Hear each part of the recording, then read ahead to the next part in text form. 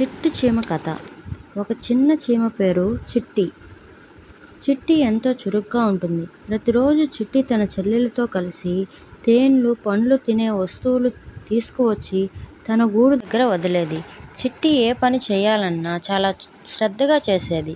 ఒకరోజు చిట్టి తన చెల్లెలు మిట్టితో కలిసి భోజనానికి తినే వస్తువులు వెతకడానికి బయలుదేరింది. ఆ సమయంలో చిట్టికి ఒక పెద్ద చీపురం దారి ముడిచినట్లు కనిపించింది. కానీ చిట్టి భయపడకుండా తన ధైర్యం చూపిస్తూ దాన్ని దాటింది.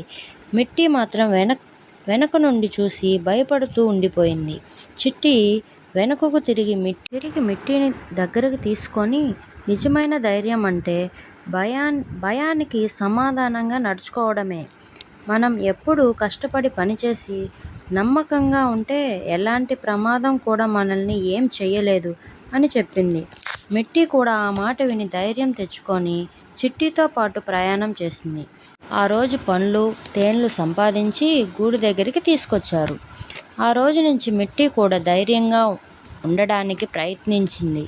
తన చెల్లెల్ని చిట్టి చూసి చాలా ఆనందపడింది.